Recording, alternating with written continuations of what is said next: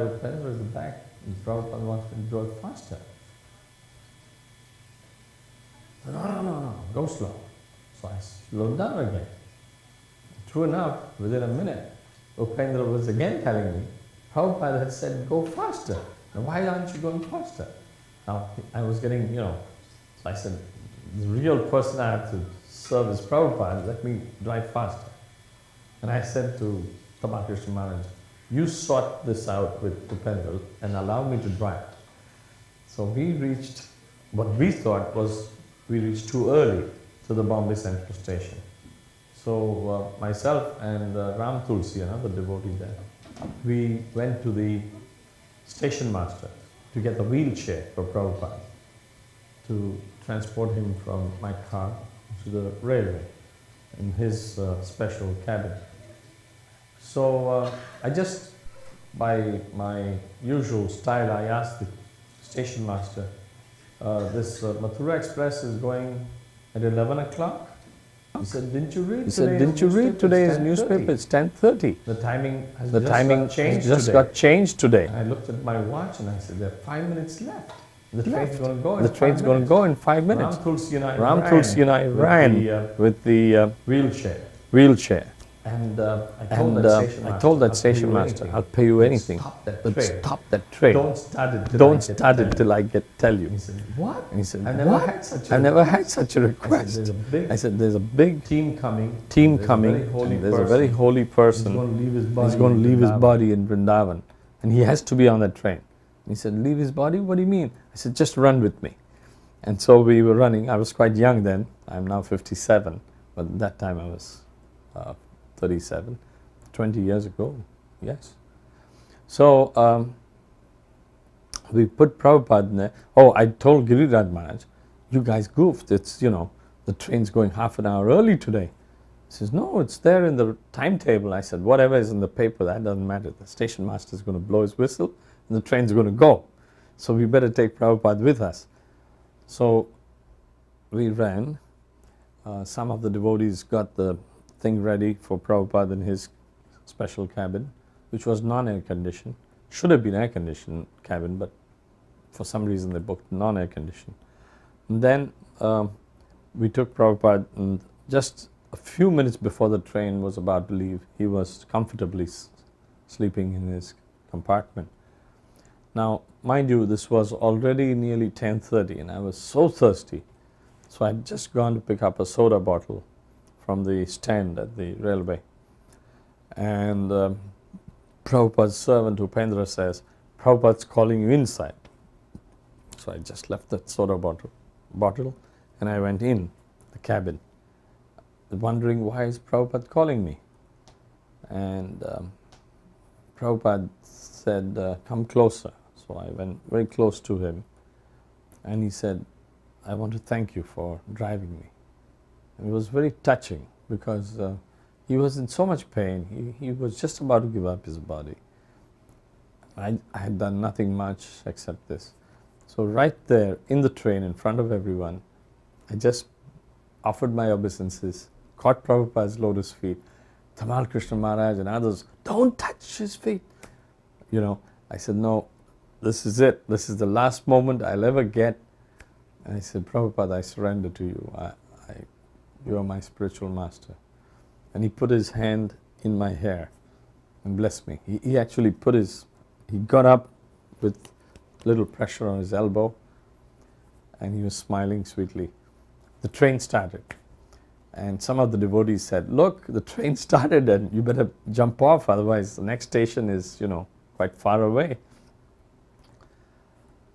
Reluctantly, I jumped off the train, the moving train. And I kept watching the train till the last bogie had left. And I wasn't thirsty anymore and I couldn't care for the bottle.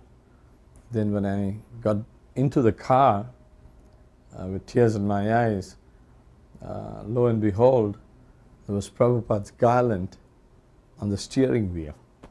He'd not forgotten. There were a few conversations going on at that time that sort of all converged and expressed this thinking in Prabhupada about Gita Nagari. In one conversation, it happened downstairs in his house in Vrindavan. He was talking about his impending death. And he said, I have no lamentation in the context of his impending demise, so to speak.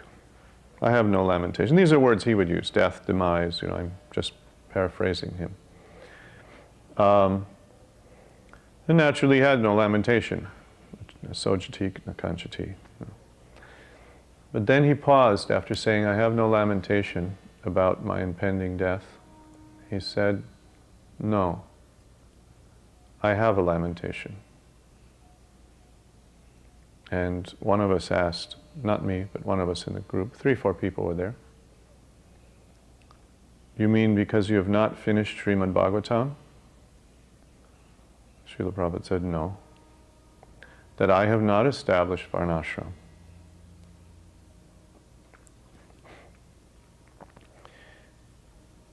He said, 50% of my work is incomplete because I have not established Varnashram.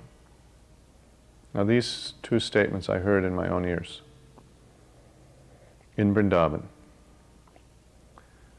Then this thought kept coming up, what to do about this 50% of his incompleted work. It was in his mind. So he said on the roof on another conversation that I want to establish Varnashram. And I believe I asked him, how will you do that? It may have been Tamal Krishna, it may have been someone else, but it represented what we were all thinking. So I had the impression that I asked him. That may not be hagiographically perfect, but I was certainly in that questioning mood as well. How will you do it?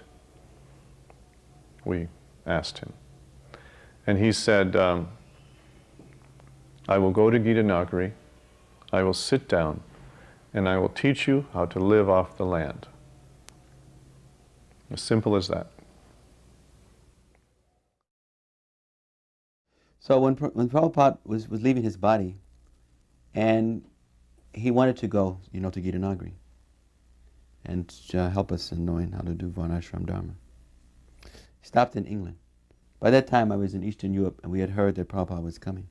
So we dropped everything and we came to the manor. So when Srila Prabhupada heard that I was around, he immediately told devotees to call for me.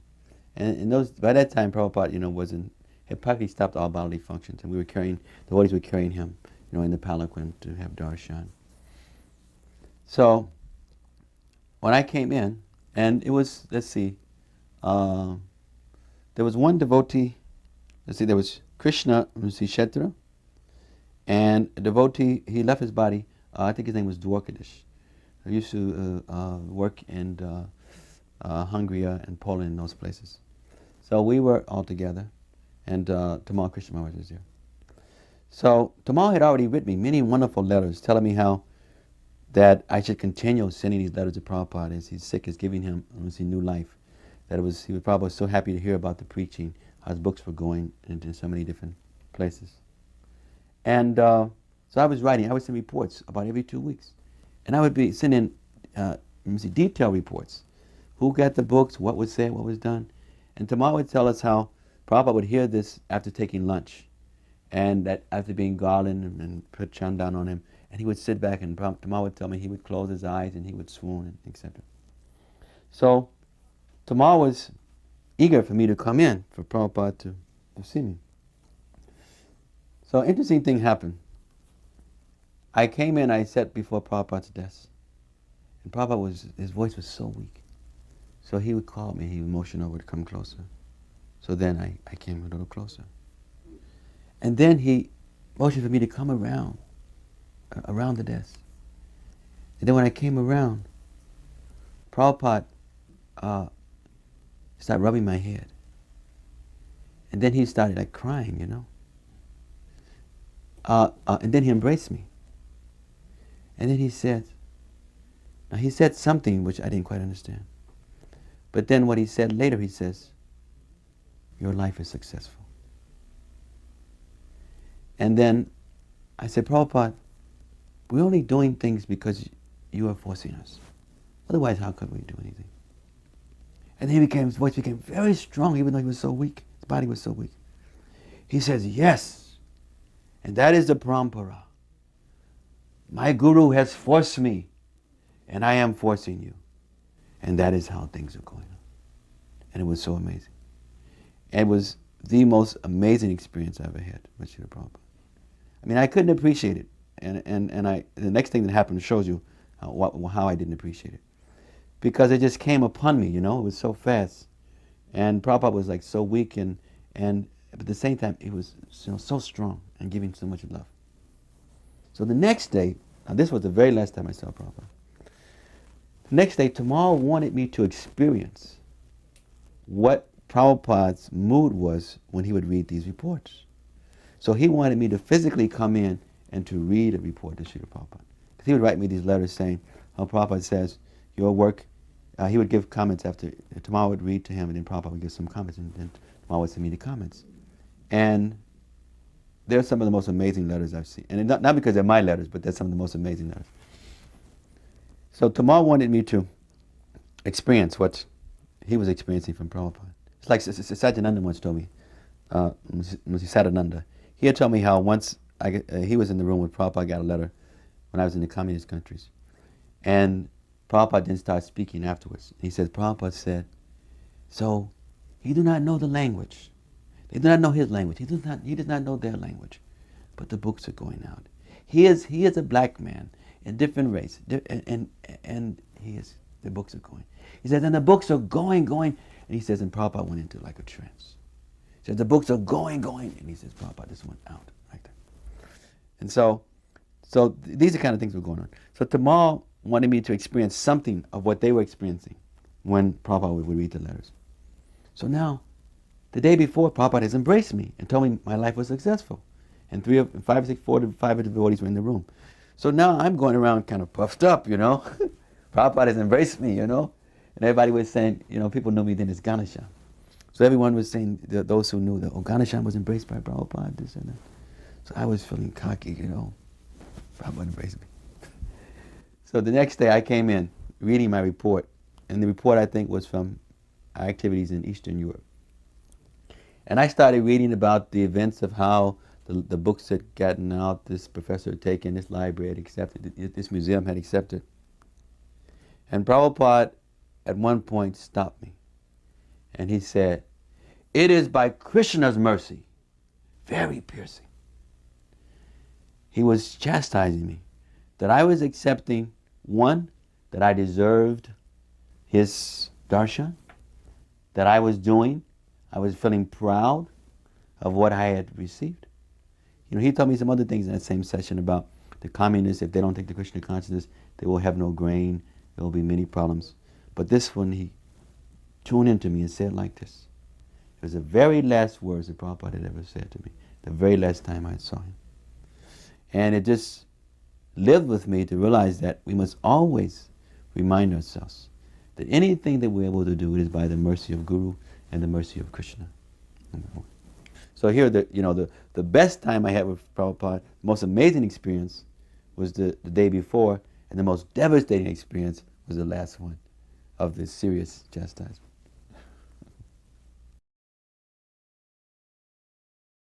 Well, Srila Prabhupada was, to our apparent limited vision, his health was deteriorating, and he requested that I come to India, to Vrindavan, to see him. So I just got married, and my wife was pregnant with my first son. So I couldn't leave, and we were living in a very remote part of Hawaii. So I couldn't leave at that particular moment, but I promised that as soon as my wife had her baby, then I would come. So time passed after my son arrived, and Shirikirti came over to Maui from Oahu, and we flew off to India together. So at that time I wasn't living at a temple, so I let my hair grow a little bit longer than I should have. And when we arrived in Delhi, I thought, well, I can't go to see Srila Prabhupada like that, so we shaved up. And had this big long sika. And Srila Prabhupada, when I walked in the room, it was a very, sober mood, dark, and everything was, subdued, and people were kind of morose, not making too much sound and everything. So I walked into Srila Prabhupada's room, and they said, oh, Srila Prabhupada, Madhavisa has arrived. So Prabhupada sat up in his bed, and I paid my obeisances, and Prabhupada, first thing he said, whoa, look at Madhavisa. He's maintaining such a nice sika. And he chuckled like that, knowing that, I hadn't maintained such a nice sika. I just had shaved up in Delhi train station. And the second thing he said, where is your wife? See, I had left Srila Prabhupada, I was a sannyasi, and then I had left and got married and everything like that. So that's not particularly the way you should do it. But Srila Prabhupada, he just shrugged that off. It was like immaterial to him. He wanted to know where my wife was. Not that, why have you got married? Why have you done this? He wanted to know, where is she? And he was fully aware that I was married and I had a child and everything like that, and he wanted to see her. And I said, well, Srila Prabhupada, she just had her first baby and she really doesn't want to travel. And she said, that's right, she shouldn't travel. But she is feeling okay? And I said, yes, she's feeling good. And you had a son? And I said, yes, Prabhupada, I had a son. And I said, and I named him Abhay Charan. Is that all right? And he said, yes. He said, that is okay. You've named him after your spiritual master. And then he went on to explain the famous purport that's in the Srimad Bhagavatam about the elephant and the crocodile. That the elephant is very mighty and very strong, but when he enters into the water, he becomes victimized by the crocodile because he's not in his proper atmosphere. If he's on the dry land, he can annihilate, he can crush the crocodile. But because he's in the water, he's at the mercy of the crocodile. So he said, similarly, we may be situated in the wrong atmosphere for executing Krishna consciousness. We must put ourselves in the right atmosphere, and then we can execute our Krishna consciousness and with all strength and vigor. So he said, it doesn't make any difference. You are a sannyasi, now you're a householder. That doesn't make any difference. The proper thing is just to go on with your Krishna consciousness, execute it. If you can't execute it, if you're becoming weak by artificially embracing a sannyas order, and you must take another order to become strong again, that is all right. But the most important thing is don't leave the association of the devotees, and continue on with your Krishna consciousness. And he made me feel so good.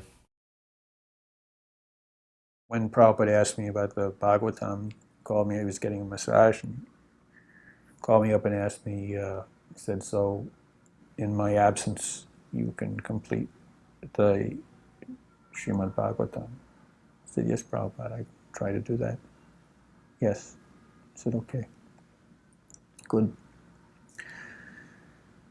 And I said, and if I have questions, I could ask Sridhar Maharaj. He said, yes. He said, he is the man. You can ask questions. Yes, that's okay. That's good. I wasn't actually around.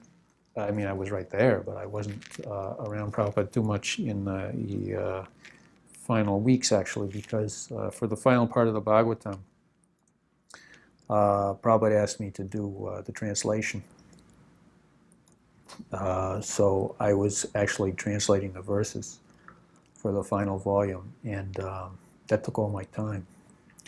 Because what I would do is I do the transliteration, I read all the commentaries, I translate the verse and do the synonyms, and then I would bring it down to him and read it to him. And then we'd hold the microphone to his lips, and he would dictate the purport for that last volume. So that kept me pretty much occupied, because I would have to have everything ready to read, and it would take a lot to make sure that it was right. So I had to go down and read it, and I'd go right back up to the room and work on the next verses, because if he could, anytime Prabhupada was ready to do more, I had to be ready. I mean, there was no saying, well, I'm not ready. You know, that was it. That's Bhagavatam that people wouldn't have. So for the last weeks, that's basically what I was doing. So I was right there. I was right in the next in the compound, but I was always translating, as fast as I could. So I was reading one letter from our godbrother Siddha. Now at that time, historically, Siddha had been a bit of a iconoclast in ISKCON. He was apart from the most of his godbrothers. He had his own unique style and perspective on things. And in that exact time, he had really left again. He had come in and then left again and gone back to his own establishment in Hawaii. But of course, he was a devotee of Prabhupada still. So he had written a get well card to Prabhupada, and I was reading it. Prabhupada was lying down, I was standing up, and the get well card said, "Dear Srila Prabhupada,"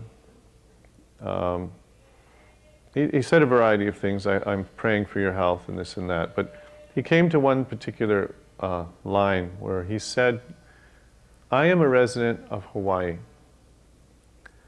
And I hope that if you think of Hawaii sometime, you may also think of me."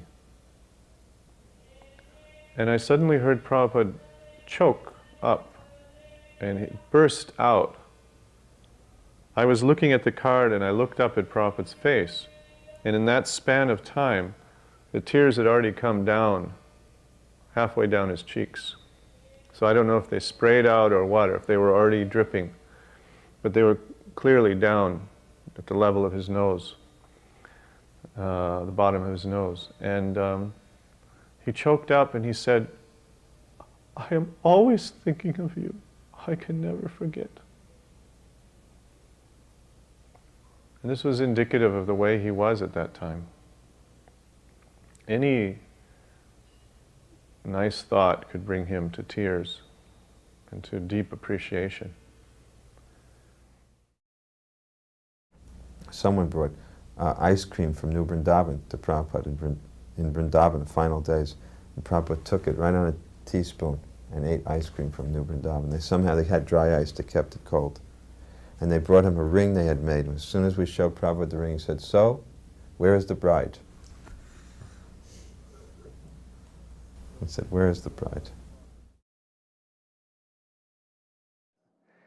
Prabhupada's position, after you were with Prabhupada for a while, you got used to Prabhupada's physical condition that was so devastating when you first saw. So we would be around Prabhupada's bed, and then new devotees would come in, and as they first saw Srila Prabhupada, they'd start crying, and it would be so pathetic that we'd all start crying. The Swedish devotees crying when they first saw Srila Prabhupada. So we'd all started crying. And then Prabhupada said, at one point he says, "Why are you all crying?" So he said, "Srila Prabhupada, we're crying because you're so sick and we are afraid that you may leave." And Prabhupada said, "I will never leave you." He said, "I live forever in my books. I will never leave you. I'll live forever within my books, so there's no reason to cry." He said, "Old people die, that is natural." He said, "When a young person dies, that's some mistake, because young person should live to their old. When they're old, they should die. And that's, for me, it's natural. It's a natural thing, so don't cry." So then one devotee said, but Srila Prabhupada, we're crying because we can't be without you. And when you leave, we won't know how to communicate with you. And Prabhupada said, oh, I will communicate with you through your heart. He said, I will come to you in your dreams as Chaitaguru. I will communicate with you through dreams, Prabhupada said, as Chaitaguru. I also found that a little controversial because I thought my godbrothers wouldn't have approved, but Prabhupada had said it. Prabhupada said it right there, that he would communicate with us through dreams. So Prabhupada wanted to go to Govardhan. So he said, I want to go to Govardhan, and everyone's saying, Srila Prabhupada, we don't think this is a good idea, you know. And Prabhupada said, in this room, it's like being killed by Ravana. He said, Marichi, he said, he was given the choice to be, if he didn't become a deer and go and tempt Ram away from Sita, Ravana would kill him. And if he became a deer, Ram would kill him. So he told Ravana, better to be killed by Ram. So better to be killed by Ram, better to go to Govardhan. If I stay in this room, it's like being killed by Ravana. So but Prabhupada, you can't go. You know, the doctor said, Prabhupada, you won't even make it to the gate. If we carry you, you won't even make to the gate. So there was a big discussion right around Prabhupada's bed. And Prabhupada said, you have to do this outside. I cannot, you know, it's too exhausting to hear this going on. It went on for maybe 15 minutes discussion right in front of Prabhupada, and Prabhupada said, go outside. So they went into Prabhupada's garden, and they had a big discussion. I was just talking to Bhartraj about this. Went on and on and on. It seemed, I only remember one person on Prabhupada's side and everybody against Prabhupada, and I was on the side against.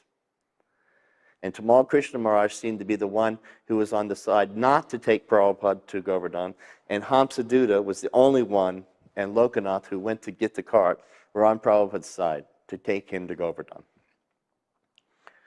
So this went on and on and on until the cart came to the Krishna Balaram gate. Then we hear, the cart's here. Now it's time to move Prabhupada from the bed to the cart. And it's night. It's getting dusk. I mean, not only are we going to put Prabhupada on the cart, which is probably going to kill him, but it's going to be at night. So it'd even be worse, you know. So Prabhupada wanted to go. No one would see. It would be at night. He would go and he would leave his body somewhere, and, you know, this is what we feared. So we all went in, and myself included, we all went around Srila Prabhupada's bed and we said, Srila Prabhupada, please don't make us put you on this cart. And Prabhupada said, he didn't say anything. And then we begged him, and we were almost crying. We were crying. And then Prabhupada said, if it worries you so much, I don't need to go. And it's just like the whole anxiety level just went from a 50,000 to back to zero, you know. And then everyone just, it was just like, oh, now we can relax. And then people started moving out of Prabhupada's room, you know. And it seemed like most of the people were out of the room. There weren't many people in the room. But I was still there, and I don't think there were many other people in the room. And Tamal Krishna Maharaj, I'll tell you this, I worked with him after Srila Prabhupada left for 7 years. You know, Siddhanta, how much I worked with him, how close I was with him. And why I worked with him was because I was so impressed at the excellent service that he gave Srila Prabhupada. You know, if you had everyone, even people who didn't like Tamal Krishna Maharaj, they saw how he served Prabhupada, and we were impressed that no one could have served him like this. You know, so, but because Goswami Maharaj was also very intimate to Prabhupada, he got very fried at this situation. And he went up to Prabhupada and he said, you know, Prabhupada, we can't understand why you do this. Why you insist for us to take you to Govardhan. We get so upset, we so worked up, and we just get this cart and we bring it over here, and then we're so worried, we put you on the cart, you're going to die, we get flipped out, and we become more protective of you, even more than before, and I just can't take it, Prabhupada, why do you do this? And he almost screamed at Prabhupada. And then Prabhupada said, it's my duty. Goswami said, what? He said, it's my duty to make you love me more. And Goswami said, oh. He walked away. And I just remember Prabhupada saying that, to make you love me more. And whatever love I had for Prabhupada just multiplied like 1,000 times. He Prabhupada just made you love him so much. If you were with Prabhupada, whatever love you had for Prabhupada, he just increased it, and you just become more and more loving with him. His duty, he said, was to make us love him more. What wonderful duty. We already love Prabhupada, but he's getting us to love him more. This is Vrindavan. Srila Prabhupada departed from Vrindavan on November 14th, 1977. This was approximately November 8th or November 10th. So I came to Vrindavan. I was in the Hyderabad farm, which was very important to Srila Prabhupada, so I was staying there. But I heard that Srila Prabhupada was not feeling well and that it was a chance he might leave the world, so I went to see him. And came there, and I tried to be as inconspicuous as possible, not to disrupt the mood. The room was packed with devotees. Everyone was very quiet, and I could see Prabhupada's condition, and I was told about it. He really hadn't eaten for almost 6 months. It's a very important thing to understand Prabhupada's condition. He was lying in bed, emaciated, weighing maybe 70 pounds, if that much, drinking 1 spoon, 2 spoons of water, maybe eating a little bit. And as I was sitting there, some Kirtananda had come in and was offering Srila Prabhupada some strawberries, probably from New Vrindavan.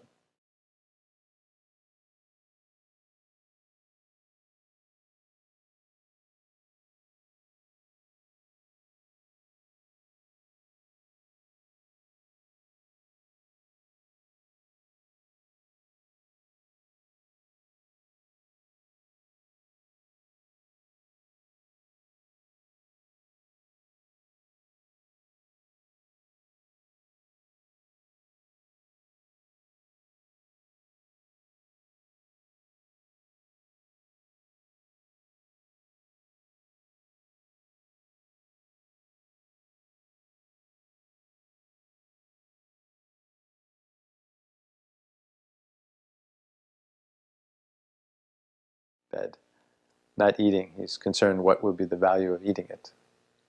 He's a pragmatic person. So the devotee next to him says, Tejas says that it, and he repeated it. And Prabhupada said, oh, Tejas is here. And Prabhupada said, how is the Hyderabad farm? So he's so cognizant, always. I mean, even this state. And so I gave him a report that we're growing corn, rice, mung beans, like that. And as soon as I said corn, Prabhupada said, oh. He says, corn. You can grind the corn, and then there are big pieces, which you can boil with water, cook with water, like rice, it's called bhat. And the other, the fine powder, you make that together like a roti, and you cook that on the pan, the cooking pan. And he says, and the villagers, they very much like this. So here he was, from a physical point of view, starving. And what was he thinking? He was just thinking how we could make this corn in the most delicious way to make the villagers happy when they take prasadam. This is a person of unlimited compassion. I was amazed at Srila Prabhupada's being able to transcend his bodily condition. For example, I was there when, right near the end, and the Kaviraj, they had flown up from Calcutta, one of the best. Prabhupada had a dream about this Kaviraj. And he was a really excellent Kaviraj. You could see he was dhira, he was a sober practitioner, very Brahminical like that, and very, very reverential to Prabhupada. And he was from the Sri Sampradaya, big white and red tilak. And one day he told, I got this second hand from perhaps Harisori, but he said, you know, I had doubt that your Guru Maharaj was actually a Paramahams saint. But he said, I have assisted, thousands of people dying. And usually in this condition, when there's no more muscle and fat to cushion the nerves from being pressed against the bone, he said, people are in such agony that I have to administer morphine. And he says, your Guru Maharaj never manifests the slightest expression of pain. This was in Vrindavan, the end of October, early November 1977. Prabhupada was preparing to leave. And I was sitting on the side of his bed, massaging his arms. Other devotees were massaging his head and feet. And at one point, his body started going through some contortions that seemed like he was in great pain. So I asked Prabhupada, are you in pain, Prabhupada? If he answered yes, then I would try to do something. He looked at me like, what kind of a question is that? He said, no.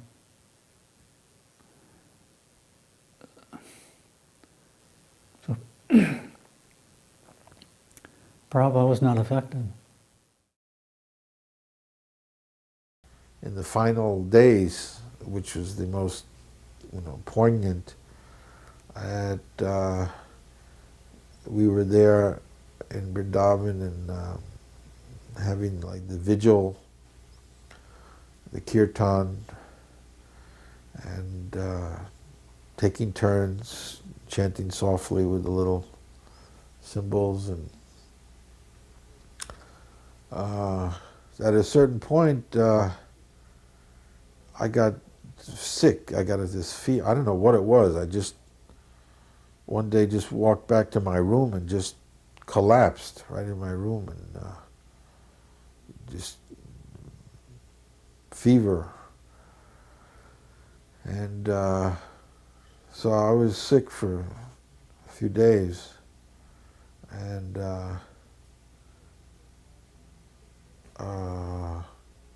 anyway, it took me about a week or so to recover, and then I was able to, when I got better, then I was able to again go and see Prabhupada. So when I came there, of course Prabhupada was just lying on his bed, and he was conversing with his servants, and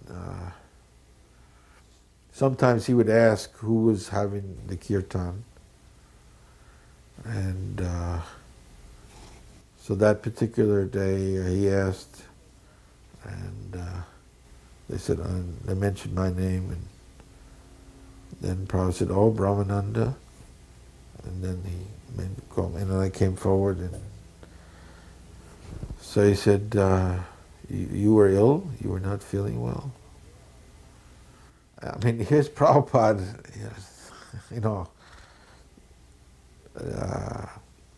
just completely shriveled, and I mean, Prabhupada was not maybe feeling. I mean, when Prabhupada was concerned, I'm not feeling well. I had just a little fever, and here's Prabhupada on his departure bed, and he said, "Oh, you were not." I mean, he with such concern, and really with love, and I just was totally affected by that. How Prabhupada could be thinking that I wasn't feeling well. So I think this is the thing that affected me most, how much Prabhupada loved us. But the thing is, we're not very lovable. And we all have defects and so on. But why did Prabhupada love us? And he loved us because he saw us as servants of Krishna. And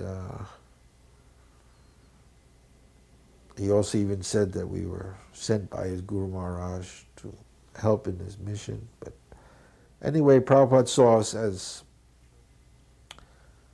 Krishna's servants, and his mission was to spread Krishna consciousness. So whatever we could do to assist and do something in this cause of Krishna consciousness, Prabhupada very much appreciated.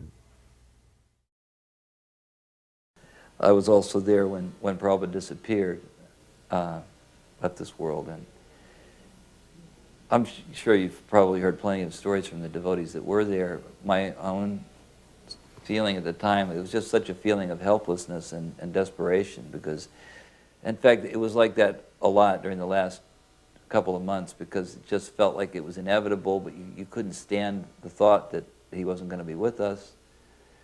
And on that last day, everyone was chanting. At first there was a kind of a back and forth, and then everybody began chanting together in the last moments.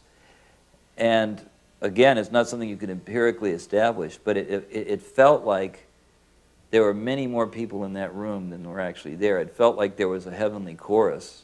It felt like there must be so many other personalities from other places who were present. And there was this tremendous feeling. I'm not trying to make light of it. It was like a Technicolor finish. You know, like when you have this spectacular ending to a movie or something. It was like this glorious chanting was going on, and Prabhupada was, with his last breath, was Hare Krishna, you know, uttering the syllables Hare Krishna, and you could almost feel the ascent. You know, it was like you sensed, okay, he's ascending now, he's with Krishna. And the emotions were so intense in the room, and some devotees became completely hysterical, crying. One devotee threw himself on the floor and just weeping, he couldn't control himself. Other people were completely stricken or stoic, or there were so many different kinds of reactions. But it was a very intense moment. But there was nothing inauspicious about it. It was completely auspicious. Sometimes they describe the sentiments of the gopis as being simultaneous nectar and poison. It was kind of like that. It was ecstatic because you knew that Prabhupada had perfectly executed the mission of human life and was back to Godhead. And but for us, it was loss, irretrievable and irreplaceable loss. So it was a very difficult period. After Prabhupada had left, devotees were collecting memories of Srila Prabhupada, and no one had gone to see his godbrother, Dr. O.B.L. Kapoor.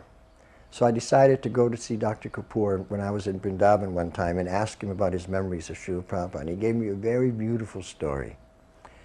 And he was 13 years younger than Prabhupada, but he used to come all the time to the pharmacy and to ask questions, discuss Krishna Katha, like that, and they became really close. So one day when he came, Prabhupada handed him a vial. Said, here, take this vial, this tonic. This would be very good for your health. So Dr. Kapoor said, yes, I will take this, thank you very much. But why you don't give me the tonic that you're taking? So Prabhupada said, well, what tonic is that? He said, you know, the tonic of Krishna Prem. Prabhupada laughed. He said, well, I don't have that tonic, but I do know the formula. And Dr. Kapoor said, well, if it's not a secret, perhaps you can share it with me. He said, yes, I can share it with you. It is not a secret. The formula is Trinadapi Sunichena Taroriva Sahishnana Amanina Manadena Kirtanaya Siddhahari, and I shall spread it the whole world over. So Trinadapi Sunichena more humble than the grass. Taroriva sahishnana, more tolerant than the tree. Amanina amanadena, not desiring any respect for myself, but desiring to give all respect to others. Kirtaniya sadahari, in such a state of mind, one can chant the holy name of the Lord constantly. So at the time, Dr. Kapoor thought he was just making a casual pronouncement. But he told me, now that I look back over the years, I realize that even at that time, he had a plan like that. He was thinking like that. I shall spread it the whole world over.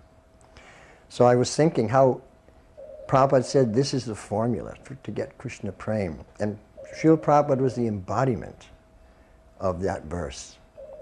So I want to give some of Srila Prabhupada's pastimes to show how he embodied that verse. So, Trinadapi Sinechena, more humble than the grass.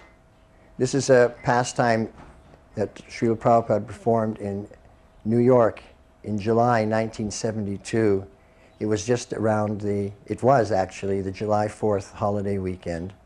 And devotees had come from all over the East Coast, from far south as Miami, as far north as Montreal and Toronto, as far west as Chicago and St. Louis. And there were thousands of devotees in New York Temple.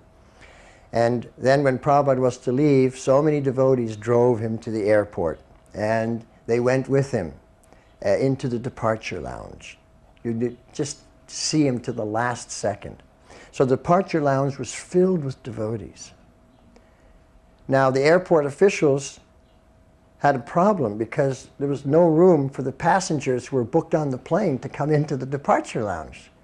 So one of the officials looked around and spotted Rabindra Sarup, who was kind of a tall person, and said and explained the situation to him and asked him if he could ask your people to kindly leave so that persons who are on the plane can come in to the departure lounge and to board their flight. So he said, okay. He could understood the situation and went and spoke to a couple of devotees, but no one was having any of that. I'm not leaving, no way. Then he realized that he's not going to get anywhere. Now Rupanuga had just taken sannyas in May of that year, so he was a new sannyasi and he was a GBC. So Rabindra approached Rupanuga and explained the situation to Rupanuga and asked him if he could take care of it. So Rupanuga immediately, okay, done. So he got up one of the chairs and he said, attention all devotees. We now have to leave the departure lounge to make room for the incoming passengers. So all devotees, please get up and leave the departure lounge. No one did anything. Everyone just sat there and looked at him, except for one person, Srila Prabhupada. He got up and started to walk out. And Rupanuga said, no, not you, Srila Prabhupada. He was so humble. When he heard that devotees should get up and leave, he got up to leave. And no one else did. So this is the symptom of humility, more humble than the grass. He was the only humble Vaishnava in that assembly. Taroriva Sihishnuna, more tolerant than the tree. This pastime took place in 1975 when Prabhupada was going for the first time to South Africa after he had been in Kenya. And he was flying on the plane, and on that plane was the South African football team who had just played in Kenya. So they were a rowdy bunch, and they'd won the match, and they were kind of, happy and upbeat. So after the plane took off, the stewardesses came round, they were serving drinks, and these guys were taking their drinks and getting a little high and a little rowdy, lighting up cigarettes. Now, it's a non-smoking cabin that they were in. So Pushta Krishna, who was Prabhupada's secretary, was sitting next to Prabhupada, Pushta Krishna Maharaj at that time. He got a little disturbed. This is not very nice. Why Prabhupada should be subjected to this? So he pressed the call button to call for the stewardess. And she came and he explained very nicely, this is the non-smoking area, and could you please ask them to extinguish their cigarettes? So she agreed. She asked these football players to extinguish their cigarettes, which they did do. Then she left. But after a few minutes, they lit up again because they were really drunk. So now, Pushta Krishna could see that he wasn't going to get anywhere with the stewardess. So he decided he was going to take matters into his own hands. So he got up and he was going to get heavy with these guys. And Srila Prabhupada said, oh, where you were going? She said, well, they're smoking, Srila Prabhupada. Sit down. And then Srila Prabhupada looked him right in the eye and said, what is the difference between us and them if we cannot tolerate? So Prabhupada tolerated the cigarette smoke and the rowdiness and everything. He was undisturbed. And he said, what is the difference between us and them if we cannot tolerate? So the pure devotee, the Vaishnava, he exemplifies this. Tarori vasahishnira, more tolerant than the tree. And then amanina manadena, not desiring any respect for himself or any honor, but desiring to give all respect and honor to others.